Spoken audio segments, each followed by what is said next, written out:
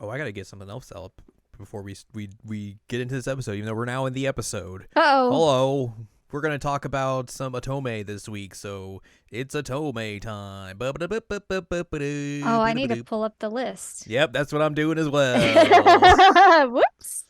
Cause I forgot. I also forgot.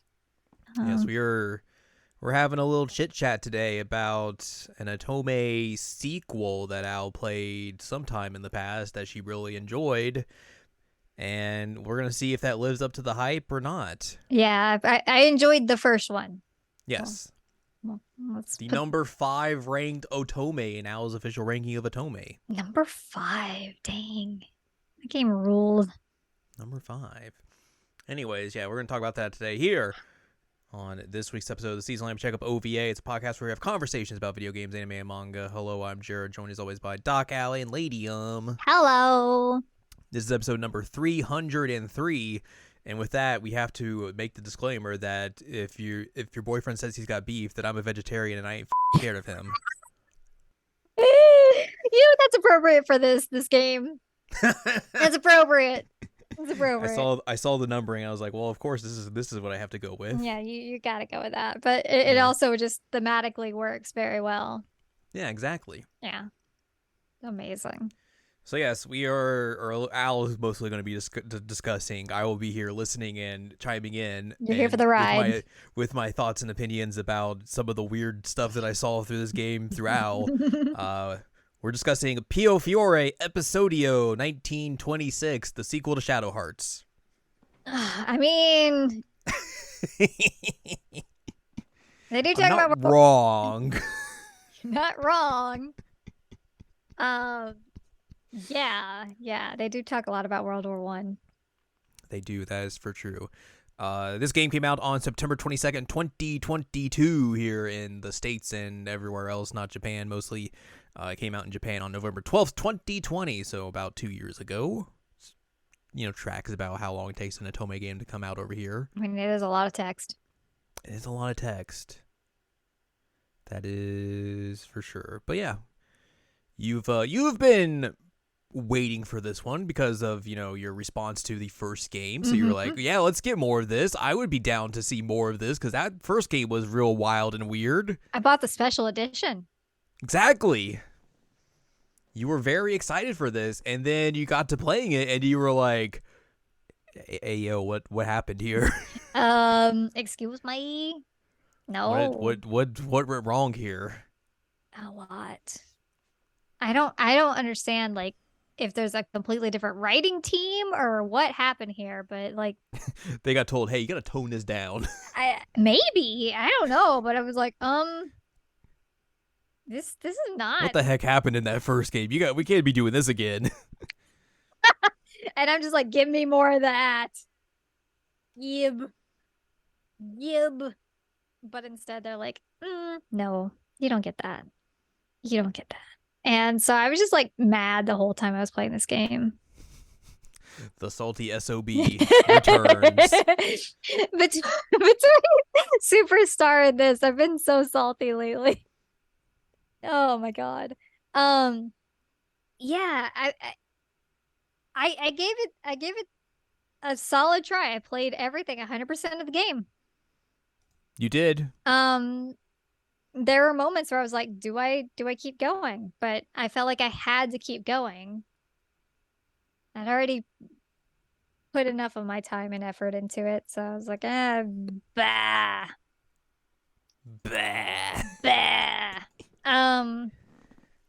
So yeah, this is a direct sequel to Piofiore. Which you were mentioning that like it's basically every route has a sequel to it. Yes. So every single route except for the like I forget exactly what they call it. It's like an advent calendar version. Alternativa? Alternativa? Alternativa. There we go. So every route except for that starts out at the end of or starts out post the like best ending for each dude. Mhm. So whatever happened in that route, it mostly sticks. Which is kind of rough because you really have to remember what happened in those routes to really kind of get the continuation here. Yeah, and I didn't remember a lot of it. It's been a while. It's been a while. Yeah, it's been a Thank you, while thank you, thank you. since I played Piofiore. um, I'm glad that worked. that was really good. um, so they give you some reminders ish of what happened, but like they blatantly tell you when you start it up because there's no like prologue, there's no like choices to get on the routes. You literally just start at the menu and you're like, I'm gonna pick this guy, I'm gonna pick this guy, I'm gonna pick this guy. Huh. And it says on there, like when you're picking it, like takes place after the true ending of so and so's route. Huh. Yeah. So that's also an interesting way to do it that like you just I guess you would have to though, because there's no way that they could have some kind of like Common route you in. yeah, because in many of these routes, a lot of the love interests are dead. So that would be, a weird thing. Um, but I mean, I don't think I saw like Nicola until like many routes later. Um, actually, I don't know that I saw him until his route. Maybe yes, maybe not, maybe not. No, no, it was yeah, okay. Anyway, um, because yeah, a lot of them died in the other like good routes. So it's like, oh, okay. So yeah, you just press start and pick whatever dude you want. And you play through all of those and then you unlock the alternativa, whatever I just said it was. Alternativa. Um, which has a really odd system because it plays out as an advent calendar throughout the year of 1926. So you have to like do little mini stories for each month. Mm-hmm. Until you get to the end, and then you have like a common route with the dudes. Um, and each of the dudes has their own individual ending at the end of that you can do. So that was probably the most interesting part of the game. And then after that, you unlock the final love interest route, which bleh. Yep, Someone had a good time with that one. no, no, no. I mean, straight up at the beginning, I'm like, bro, you are 34. She is 22. Yikes. Get out of here. Get out of here. Yikes. Like, I'm 34. 20, Yikes. 22-year-olds are children to me. I mean, you're not wrong. No, thank you. Like, I would literally teach them right now. Yeah, that's true. Nope. No, thank you. I don't want that. So that was icky. Um, but yeah, so everybody's a year older. I wouldn't say they're a year wiser. Um, and you just kind of pick up after that. So, um, I'll give you like a quick and dirty of the routes that I mostly remember. Yeah, give it to me quick and dirty. Oh my. Um, well then. So I started with Gilbert's route. Which is interesting because he was the final route that I did before the like common ending finale for the first game. And Was there um like a specific order you went with, or like that was a suggested order you went with, or did you just kind of go like, I'll just go with this person, blah blah blah blah blah. the developers had a suggested order Gotcha. and I went in that order. Um and so yeah, that landed me with Gilbert first, which he was an unexpected fave in the first one. So I was excited. He's basically MP Barbicane and mafia style. um and his route is basically like Daddy Issues the route featuring Chicago. Not the band. The band. Not, Oh, dang it. not the band. Not the band. We get to learn what 25 or 6 to 4 is actually about. Oh man. Oh man. Um. So a lot of his route is him just kind of being childish, which is weird. It was like being jealous of like her talking to other people and that kind of thing. I'm like, okay, that's less cool. Um, but yeah, his dad shows up and is like talking to the main character a bit and is trying to like get on her good side because he's like, oh, she's a pretty lady. And I'm like, bro, no, she's 22. You're a dad. Stop. Um, and then he eventually meets up with Gilbert and it's like, hey, Gilbert, I have heroin. Heroin off of me? Sweet. And Gilbert's like, no, Dad, I don't like you. I hate you. Why are you here? And the dad's like, oh, well, I can't afford to go back to Chicago. And the Chicago Mafia actually wants me dead. By the way, there's also an assassin after me. It's a lot But to dump on someone when you first just try to offer them heroin. I mean, even just offering them heroin when they thought you were dead, like let's break this down a bit. Gilbert thought his dad was dead. No, his dad shows up and is like, "Hey son, hello, I'm alive. Do you want some heroin? Also, I can't afford to get back to Chicago. Also, there is an assassin after me." It's a lot. That's a lot. So Gilbert, as you should, is like, no. I'm leaving. Goodbye. Yeah, this sucks. Goodbye. I don't even remember the name of the assassin. He shows up only in this route, and that's it. Um, but he's also his son, so he's technically Gilbert's half brother. Sure. But he is like extremely addicted to drugs.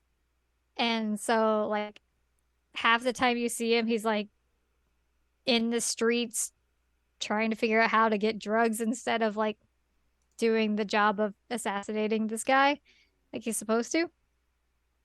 Meanwhile, there is another guy who is in town. His name is Ewan. Ewan. He is from the Chinese mafia. He is a higher rank than Yang is. Um, and he's like, "Hey, I would like to buy that heroin, please." Why, yes, I would like this heroin. Thank you very much. Speaking of heroin, can I also have your girl? Because that would be interesting. And I would like this heroin and this heroin. and Gilbert's like, nah, nah. And like Ewan like bites her neck at one point, which is really weird. Vampire. And Gilbert's like, hi, I have a gun. Can you not do that? Which, I wouldn't do that if somebody had a gun. Vampire hunter. Yeah, sounds about right. Oh, I pressed the wrong button. Oh no. Oh no, it's fine. You done goofed. The thing is, I was telling you beforehand, like I pulled up the CGs to try and remember like what was happening, but it doesn't work. The big gist of this route is that Gilbert is seeing the writing on the wall that like the city is being abandoned by the church. Fascism is on the rise. Mussolini's like cracking down on mafias. He's from Chicago, so he's like, I'm just gonna move the Visconti to Chicago. That's just what we're gonna do.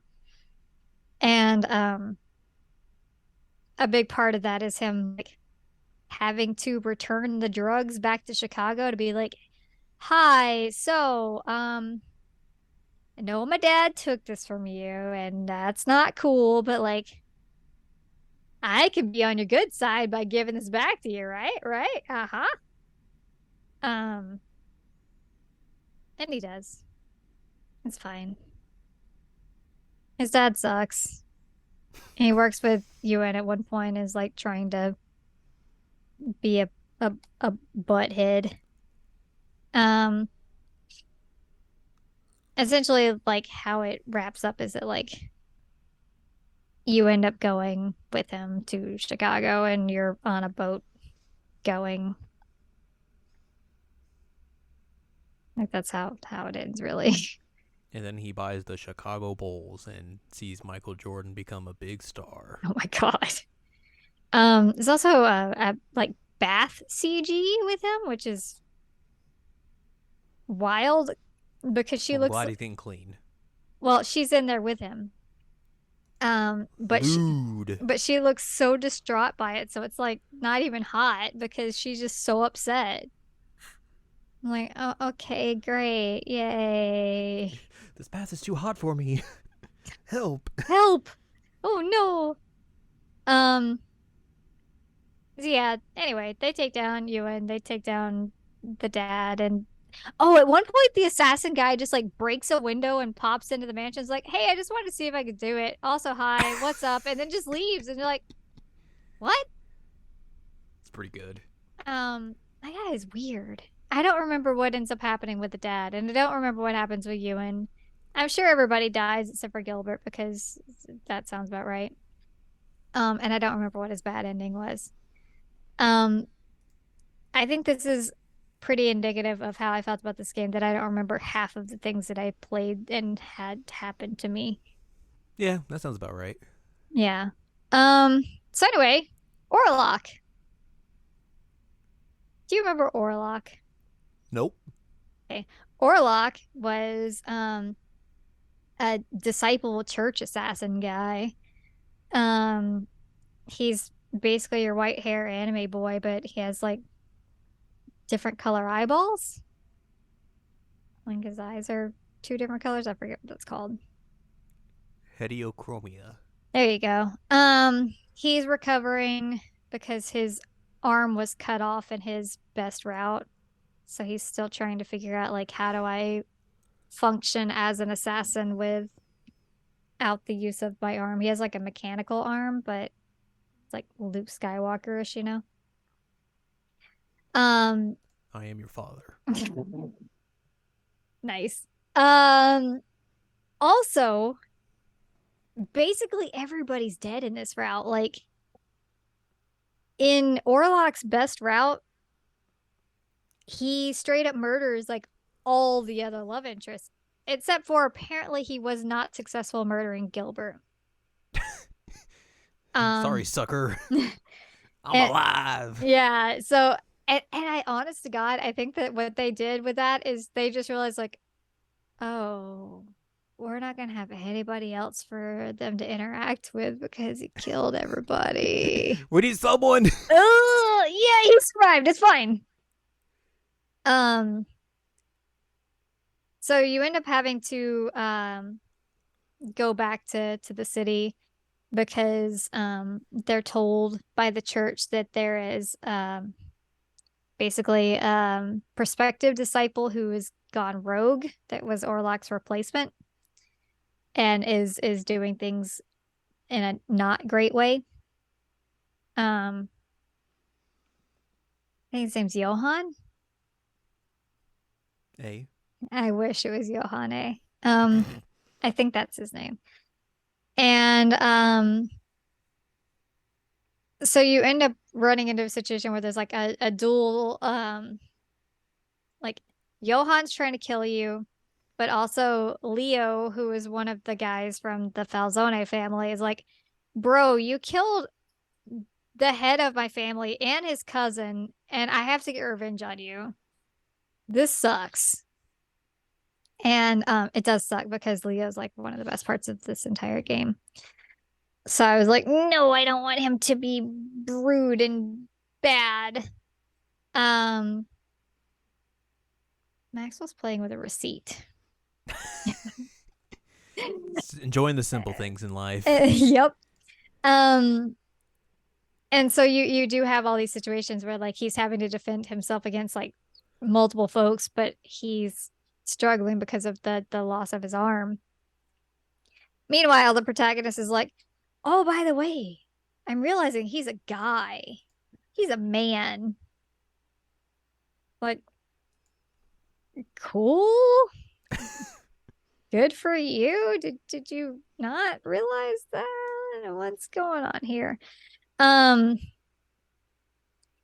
the most frustrating thing about this route, and I'm not even gonna lie to you, this was legitimately the thing that frustrated me so much about this route, is that you find out a little bit more about like the whole process of him becoming a disciple and blah blah blah. And, like apparently Johan's actually trying to kill him because like Orlok killed his older brother. Revenge plots, blah blah blah. Anyway, Orlok's dad, it was revealed in the last game. Orlok doesn't know it though, is one of the like big time priest men dudes. Big time priest man. um and he's the one that gave him the name Orlok. And at one point in the game, it's revealed to him like, by the way, like you probably don't remember it because of all the training, but your name's Noah. And like they give him his last name, I don't remember what it is, but they're like, yeah, this is your name. And the protag asks him like, oh, well, now that we know like your name and you're trying to like, he decides that he's not really interested in continuing being part of the disciples. He wants to like leave that life behind. So once he like comes to that conclusion, she's like, well, do I call you Noah now? Because like you're trying to leave all that behind, and that might be a good thing because of the name Orlok being part of that. And he's like, no, just call me Orlok. Like, Thanks. bruh. Narratively, it would make sense for you to drop the Orlok at this point and just become Noah because you're literally trying to leave this life behind. You don't want to be part of this anymore. And yet you're like, nah, I'll be Orlok. Also, if you're given a choice between Orlok and Noah, like, come on. Come on. Who's gonna pick Orlok? Come on. Come on. Um, I do remember in his like tragic end that like they get stuck in the church and the church is on fire and they both burn to death. All right. Yep. Um, so there's that. Um, so then I did Yang's route, and Yang, if you remember, is the Chinese mafia member at the or leader in the town. At one point he's just reading Moby Dick, You know, as you do. as you do. He's like, "Yeah, I'm learning English." I'm like, "With Moby Dick? This is how I learn English. You're learning English with Moby Dick?" I want someone. They should have replaced that. Like, I'm reading Paradise Lost, and this is how I'm learning English. Right? Like, just make it super messed up. He's just gonna start speaking terribly. odd. Um, so his entire route is actually him dealing with Yuan, who again is higher rank than him in the Chinese mafia, and is interested in having Yang help him overthrow, I think, the second leader of the Chinese mafia, so that Yuan can take over that role, and then Yang can be the fourth instead of the sixth, and blah blah blah. That's math. Yeah, you also find out that Yang has like been trying to murder Yuan for like ever. um like he absolutely hates him and has tried like 50 times at least to try and murder him and has failed every time. One of Um these days. one of these days, right in the kisser. You also find out that Yang was sold into slavery as a child, and that the fella who was doing all that awful stuff was Yuan's dad, and Young, when he was a small child, kind of snapped because, it's in child slavery. Um, and ripped out Ewan's dad's throat with his mouth. Vampire. Basically. Um, and Ewan's like, hey, that's kind of cool, I guess. Like, that was my dad, but like, good for you, kid. Come be my apprentice, basically. My murder apprentice. um, there's some like drama stuff where like at one point, um, Young gets mad because like his new second in command, like the protag pays attention to the second in command. He's like, well, why don't you just fall in love with him then? Meh, meh, meh, meh. Um, so the protag's like, yeah, I'm not dealing with this. So she leaves. As you should, because that's stupid. Um, and Young like goes to the church and's like, I'm sorry. I didn't mean it. Wee. Um, anyway, they end up in this whole situation where like they have to fight Yuan. It's a gnarly thing. Um, and Yang had this like plan in place where he was going to like basically be put in a position where he was going to like probably get murdered. Because Yuan's like insane. And so he's like on his knees in front of him, like has a ton of injuries. They show that like one of his methods of fighting is that he like will take like arm and leg and side wounds and stuff, but like he's trying to wear them down, which is a weird way of doing this. Um, but the protag doesn't understand his methods because his methods are stupid, and she ends up taking taking a hit for him, which um rip. She didn't die though. It was wild though. She took the hit and then like it rolled credits. I'm like, oh, okay, sure. Um, but then it shows her and she's like healed, and they keep talking about how like her scar that she had, or it was actually a birthmark, I guess, the birthmark that showed she was the key maiden, which by the way, that whole key maiden thing still relevant. It's going to come up. That's faded because she's no longer qualified to be the key maiden because she didn't sleep with a Falzone person. Um, and so instead of having that, she has like a new scar that Young's like, well, this is my scar and only I can see him. Blah blah blah blah blah. It's my Um, scar. It's for me and me alone. yeah, it's like cool. Like, look at the scar boobs. Yay. Um, and his bad route, he just dies, as you do. Mm-hmm. Um, which, like I said, brings us to Nicola, who I had not seen at all up to this point because in every other dang route he died. Um, like they even brought up in Gilbert's like, yeah, so we found his coat and it was all bloody and stuff, but we don't really have a body, so we're just gonna like have a like plot for him in the cemetery and but yeah, they confirmed at one point like, oh yeah, he's dead in that route. So anyway, Nicola exists. Don't know if you remember him. He's the cousin of Dante, who was the Falzone leader. Kind of a Cousin Dante. He's kind of a weird one. And this route even just starts with Nicola like the protag goes to wake him up and he like hugs her in bed and is like, "Hey, will you marry me?" That's how you do that. Yeah, and she's like, "Um, you're asleep." And he says something to the effect of like, I'm not gonna let you go until you say yes. So she says yes, because that's what he said, is that he wasn't going to let her go until she says yes. So he actually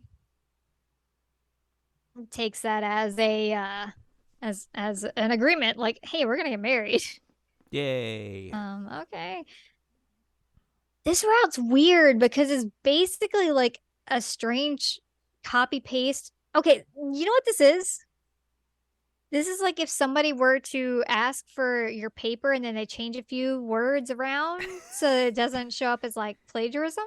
I didn't copy this. What do you mean? Right, This is right. very similar. Original work, do not steal. That's Nicola's route because essentially it's the same as Dante's from the previous game that you got to bonk for the body of Christ. Um, but it's Nicola this time. And we've already seen this gimmick before. Right, right. It's not as good the second time. And even like the part that was good about it, they didn't follow through on. Um, so a lot of his route is him talking about like, hey, I was actually supposed to be the leader of the mafia, but then Dante was born, so he took precedent over me because he was actually the son of the current leader at the time, blah blah blah. Um, my mom was like plotting to have me as the leader, and so Dante's dad murdered her. I went home and saw her dead. Um, he gets beat up a few times. I don't remember why.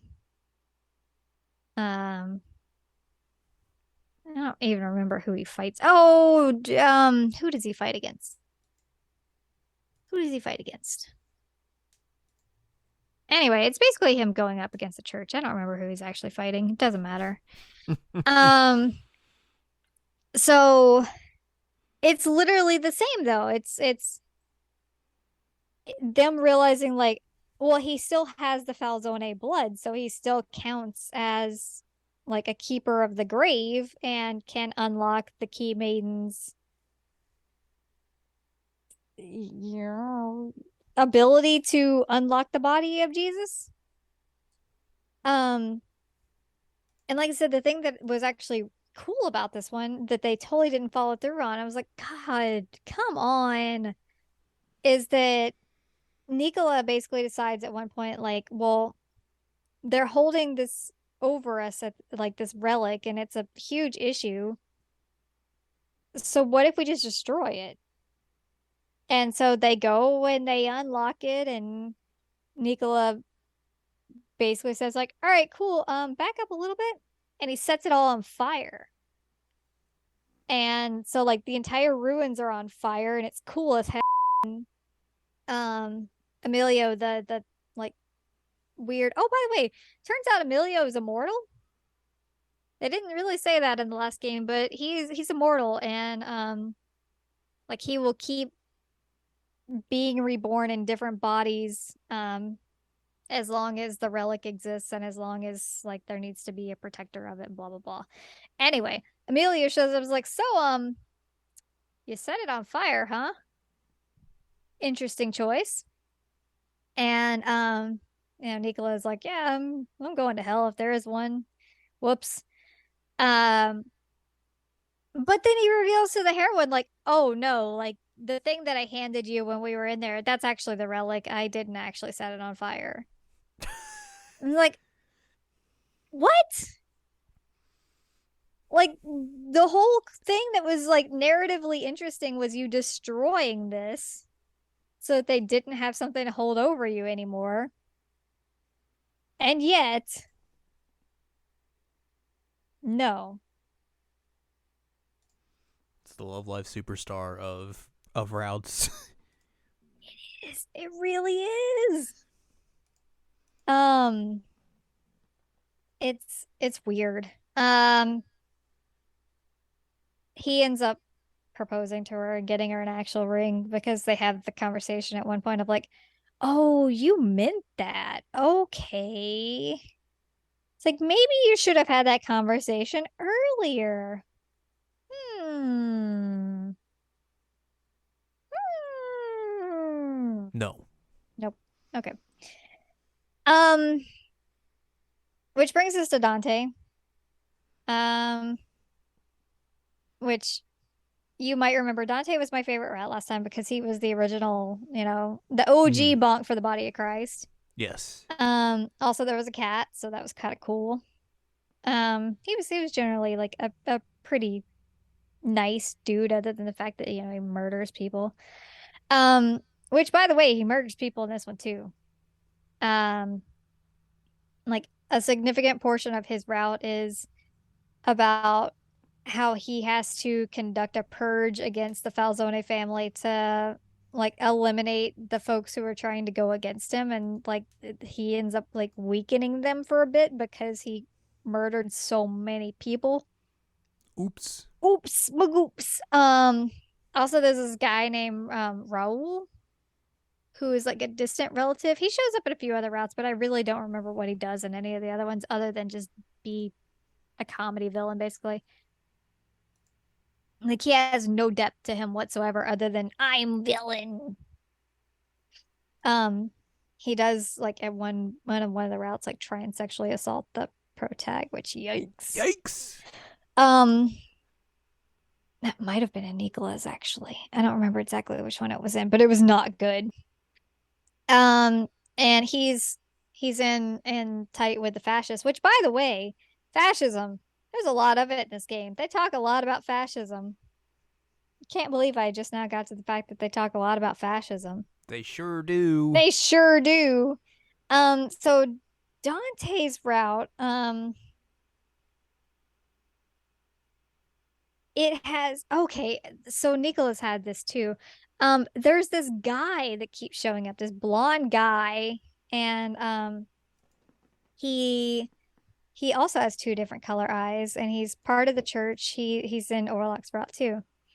Um, and he keeps just showing up around the pro tag and be like, "Hey, let's talk. You remind me a lot of my sister." Hmm, interesting. I get to hear some cute stories about like Dante and his childhood cat, how he liked to like cuddle up with a cat in the sun, fall asleep. Um, and he has several moments throughout it where he's like, "Yeah, like I don't know that I'm really cut out for this. Nobody believes in me for this. Like I'm not as brutal as Nikola is," which is completely true. Nikola's fucked up. That dude will just do whatever nonsense he wants to do. Like there's one part where like somebody's fingernails get ripped off. It's insane. Anyway, yeah. Ouchie. Yeah. Nikola is like the go-to for torture in any of the routes. It's like, bro, you gotta calm down. Um, so they're dealing with this guy, and they're dealing with like all the weird fascist stuff. Um, at some point, like Dante and Gilbert are like working together, and then he realized like Gilbert's actually working against him. So they end up like fist fighting each other, just straight up punching each other a bunch. Um, until the protagonist dumps a bucket of water over them, and then she realizes like, holy, I just dumped a bunch of water onto like two mafia bosses. Oh, even if I am dating one of them, yikes. That's probably not a good idea.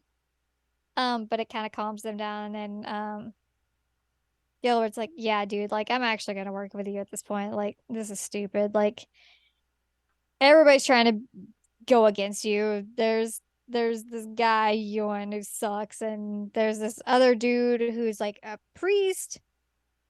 He like murders a bunch of Dante's guards at one point. Anyway, turns out that this guy, and I can't even remember his name because I don't. Tio, Tio is his name.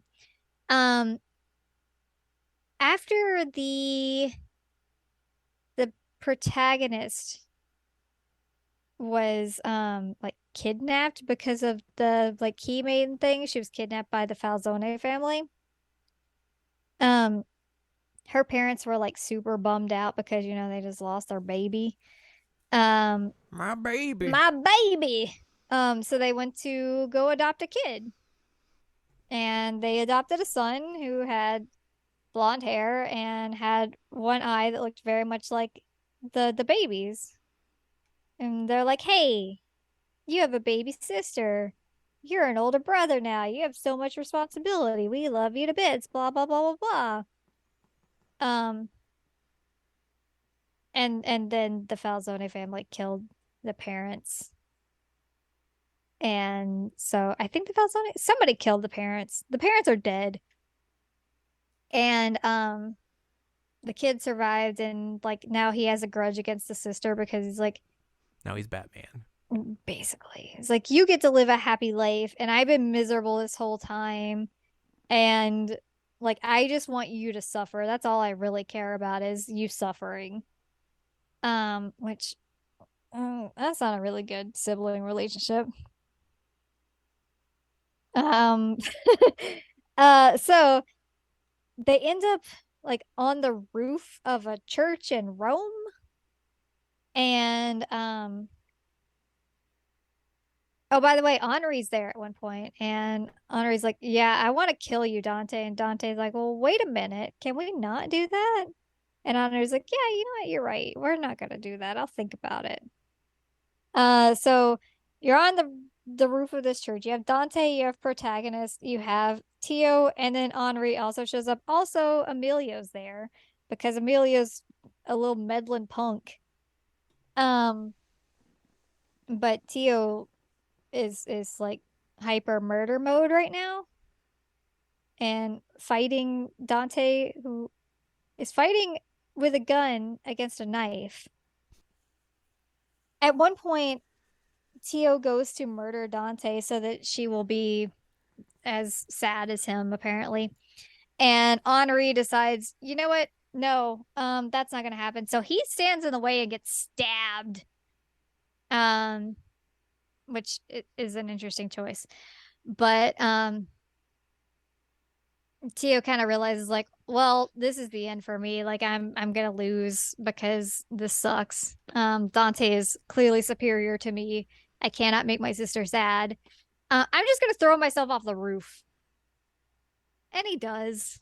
Yeet. And then they smooch on the roof because, not like it's body's just down there splat, and then Henri's also just bleeding out on the floor because he stood in front of the knife. Casually just gonna smooch in front of all that. Um,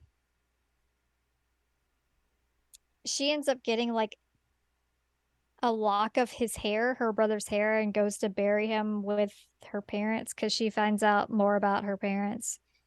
Um, she didn't know that they existed. I mean, obviously she knew that there was some kind of parental unit that happened because she exists, but she didn't know anything about them.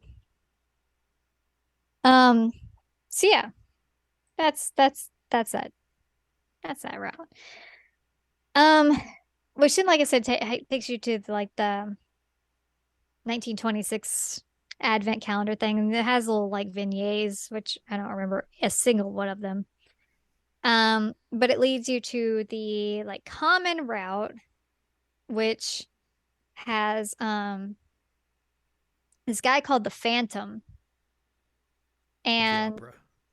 well, he's based off of that kind of like he bases himself off that.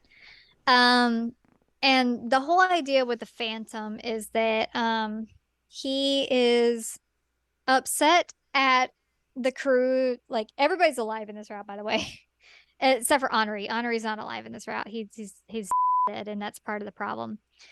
Um, the Phantom is mad that Henri died because of the crew, which whatever. Um, and he apparently was this dude who like Henri set on fire and took and stole his identity a little bit ago, like 10 years ago. Sure. Sure. And he somehow survived the fire and is crazy pants. At one point, the lady who used to live um or used to rent him a room was like, yeah, so there were a lot of people that were just like carried out of here, and I don't know if they were dead or not, but it kind of seemed like they were dead. And it's like, why would you keep renting to him? Why? He pays on time. Oh, probably. Can't complain. I mean, he did have like rich family. Um, and so the whole thing is like this big mystery where he says, I want you to find me. I want you to figure out who I am. I want you to figure out like what the deal here is. And until you do, I'm going to keep murdering people. And he gives all these messages to them through records. Um, so whenever they find a new body, they'll also find like a record with a lily next to it. People die in some pretty messed up ways, and they're always like beheaded and naked and all kinds of messed up stuff. But it's supposed to like reflect each of the characters. Like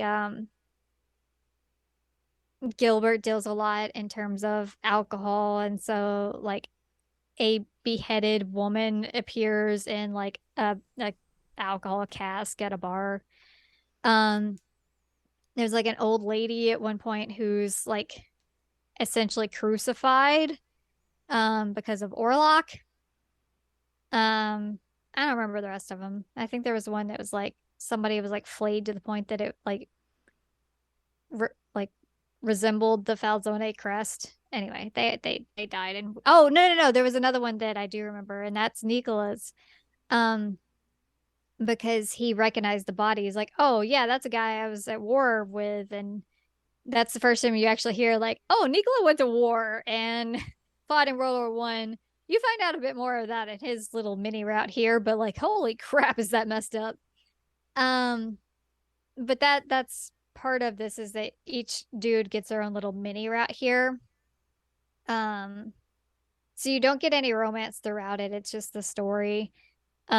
But it does have their little endings that would imply like they still have feelings for her no matter what. And some of them do admit it and some of them don't. It depends on what happens. But essentially, like you find this guy in like the woods. He's been murdering people. Um, and yeah, they kill this guy. They murder him. They straight up murder him because he's crazy. Um, and all the routes have like their own little like mini thing, but they lead to some interesting stuff. Like Dante's has her like going to like parties, and he's like, "You can step on me anytime," because she says she's gonna like step on his feet. And I'm like, "Whoa, bro, you probably need to like tone that down a little bit." Um, and Gilbert like takes her on a date, and they chat for a bit, and then he actually says like, "Oh, by the way, this is a date." And she's like, "Oh, okay, cool. Well, I'm glad you asked me on a date." And he's like, "Oh my God." Um, Young goes to like a fancy party with her that's like a Falzone party, but tells her to like go join him in like a coat closet and bang. For sure. Casual. Yep. Um, this is where you get Nicola talking about like the horrors of war in his route, where like you get a flashback of like him in World War I in his uniform, smoking a cigarette, talking about like how he had to leave the bodies behind of his comrades and like how he wanted to take trinkets home, but it ended up being to the point where like so many of his friends died that he couldn't carry them all anymore, like any of the trinkets, so he had to drop them. And it's like, Jesus Christ. It's got dark. Um Orlox has a dog. I don't remember anything else about it other than Orlox has a dog. That's a big just jump Yep. in tone. Here's the horrors of war. Anyways, dog. Dog. I mean, that's really what I remember is that there's a big dog, and Orlok's like, I don't know if I like dogs or not. I'm kind of scared of this, but also like it's cute, so I guess I'll let this happen. Um, which again leads into the whole like Orlok is trying to figure out how to be a real person and not just like a disciple for the church. Um, this was actually the most interesting part of the entire game. Like just the route itself, the little mini routes, they were cute. Other than, the horrors of war. That was less cute. They're the cutest part of this game. There's a lot of fascism throughout the routes. They're talking about like Mussolini quite a bit, and at one point they even talk about like one of the assassination attempts against Mussolini. I was like, huh, that's actually interesting. They would bring that up, that they would talk about that. Um, but yeah, this was like the one time of the game that was like, okay, this is okay. This is somewhat interesting. Um, but then, but then they're like, But hey, then, now that you've done this, you've unlocked the honorary route. I'm like, cool. ho ho ho, Um, je I m'appelle Henri. I didn't like him in the first game, and I think you probably remember that because he was just kind of like a tacked on weird love interest. Mm-hmm. Um, and this one, I'm like, you're stuck dealing with it again. Um, but you're essentially like repeating the Phantom story, but because Henri's alive, it's all targeted towards him, and you got to deal with that. So in the previous game, Henri and the protagonist like moved to France and basically set up like a house where they had like orphans from war that they lived with. Henri is like making a living doing translations. So the protagonist at one point goes into town because she's like, "Oh no, Henri left his translations. This is bad. I have to go take them." And he's like, you're dumb. This is for next week." But anyway, do you want to like have lunch? So they do. And then they go back to the house and all the children are slaughtered. Oops. Yep. They've got like crosses carved into their eyes and there's blood everywhere, and there's a bloody note. And so essentially you're like redoing this whole idea of like the Phantom route, but the Phantom is specifically targeting Henri because he's the one that he like wanted all along, because Henri's the one who tried to set him on fire and murder him and steal his Boy, duh. identity. And so he has like this weird obsession with him. I guess it's a weird obsession. I don't know. Um, at one point, Young's even asking like, "Yo, is this dude gay? Like, is he like in love with you? Is that what's happening?" Everybody's like, "Young, why? Young, please." Um, but that was in the other thing. Um, so yeah, it's a lot of trying to solve the mystery again, even though I already know the answer to the mystery because I played the last route. You also find out that like Henri and Nicola like hung out a lot as kids, and Nicola like helped him learn Italian, even though Nicola was like 4 and Henri was like 9. But there ends up being like a weird like bro relationship between the two of them in this route that I didn't expect. Um, there's also a bit of this where like all the dudes are asking like, "Hey, have you like smooched her yet? Have you done that?" And he's like, "No, I could not do that to her. My hands are dirty." Bah. And I everybody's don't know like, how to wash my hands. everybody's like, "Bro, you're dumb. She's super in love with you. Like, kiss her or we will." Um, and they all come to the conclusion that like, hey, the church is never going to let her go until she is no longer eligible to be the key maiden. And the way to make her ineligible to be the key maiden is for somebody who's not Dante to boink her. And this is a part in the game where Gilbert's like, "I will gladly take the bullet for the team and the city." And they're just like, "No, no, not you. Sit down." Um, Down they boy. they very specifically tell Yang like, "You're not even part of this conversation," which yikes. Um, Nicola volunteers like, "I'll do it," which I guess he probably wouldn't have counted because we saw in his route that he does count as a Falzone and would unlock Jesus. So he, offered to bang her, and he wouldn't even matter. He couldn't do it.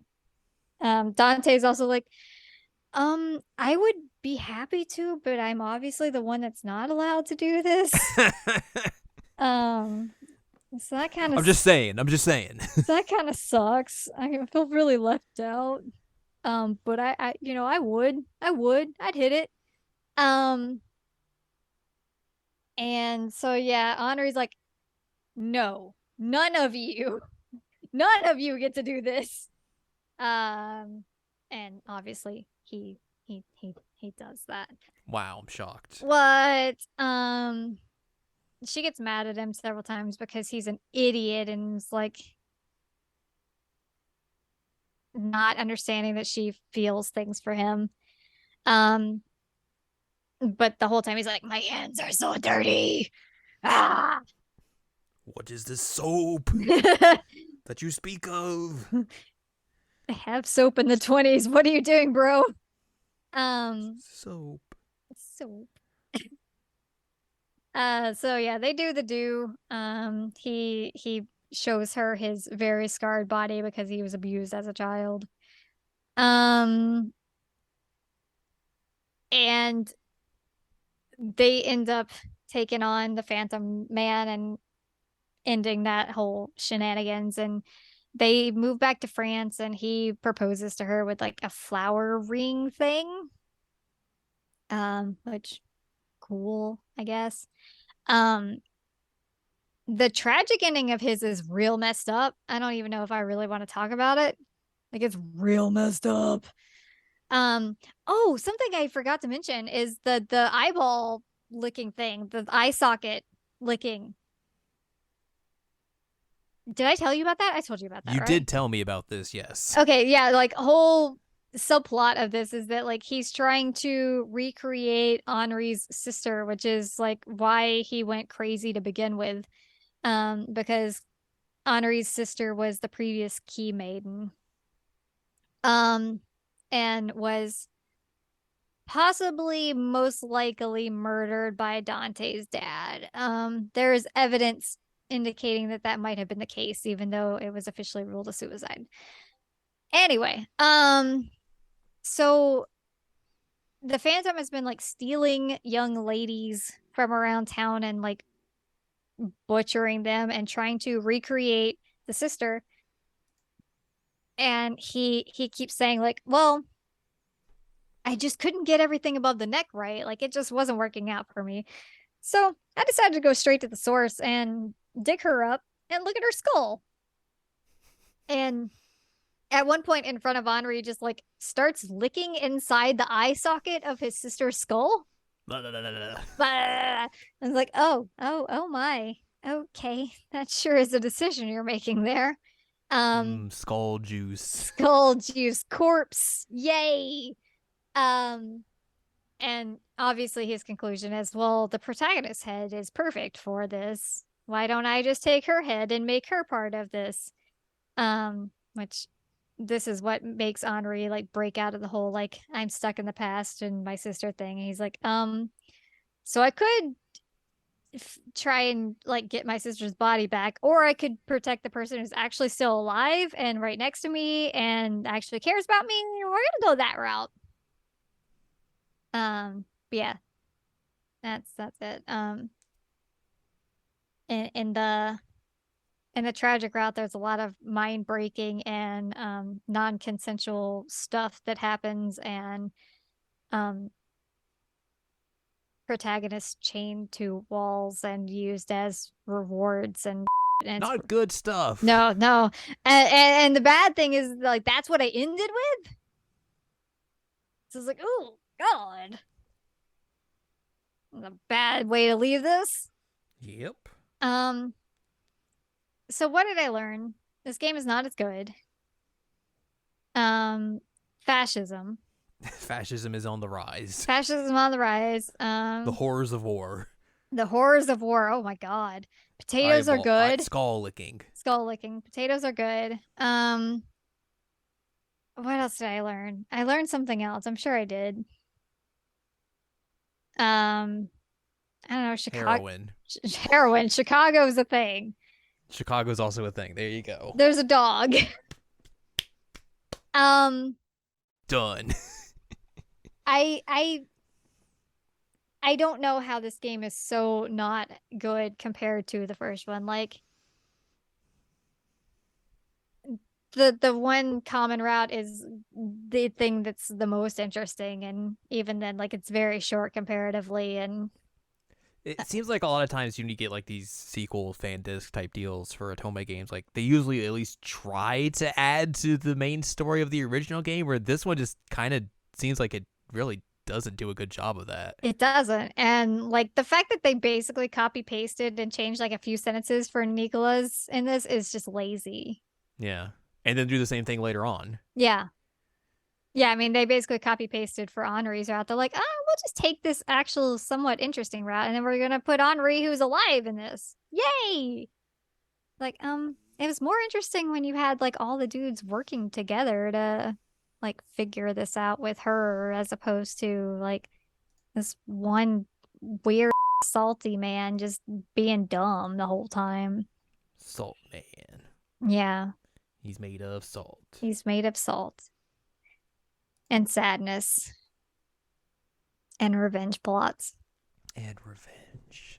Yeah. Yeah, there is a very specific mention at one point with the Phantom um that he like indicates that the fire removed his junk, which felt very unnecessary, but Honoree's like, "Okay, cool." Anyways. I'm like, "Why are we bringing this up? What is the point here?" Um I don't know, maybe that's just why he's so murderous, is because he doesn't have junk anymore. I mean, if that was the case, Maxwell would be murderous. You're right. And Game Boy. Well, Game Boy is sort of Game murderous. Boy is kind of like that. Yeah, but you're right. Maxwell would be murderous because he doesn't have junk anymore either. Um, But he's I an alien, so that's he's an exception to the rule. he's an alien. I wanted this game to be good. You did, I know. I got the special edition. And you did not. Well, you got a special edition, but the special you didn't get anything special out of this game. No, no, I didn't, and it's a big bummer. And like we've been talking about this a bit as we've been leading up to this, but the fact that I don't remember so much of it Is saying something. is saying something, because like my memory is not bad generally. And usually when it comes to Otome, I'm like, oh man, this is awesome. Let's go, let's go, let's go. Like I'll forget bits and pieces here and there, but like not to this extent where I was just like, I don't remember at all what happened in this route. And I played it like a week ago. Um, but it was just so like Milk non toast. milk toast. It was non memorable at all. Like they didn't do anything interesting or new or exciting with the game, when like the first one was so interesting. Fascists. It's true. It's all their fault. Mm-hmm. Well, I believe we only have one thing left to do. Let's rank it. Let's rank it. We have 25 entries on this list. Last time we were here was March 15th of this year. Oh my goodness, what did we do? What was it then? I don't remember. Um, hmm. Because I played Dairoku at some point. I don't think. I feel like it wasn't Cupid Paradise. It wasn't Cupid Parasite. Yeah, I don't know. Was it Variable Barricade? Maybe. All three of those I feel like were like in the same vein with each other. Like they were Yeah. all like mushed together at the beginning of the year. Yep.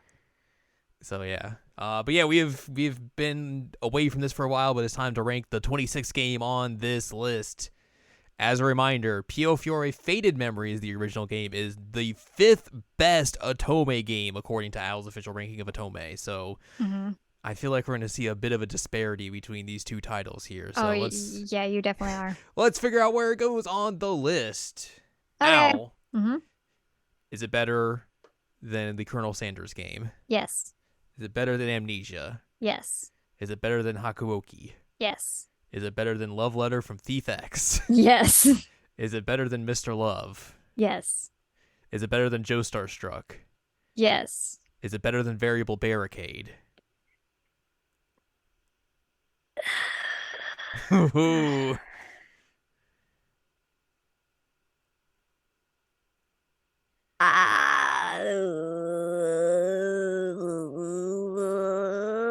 No, it's not.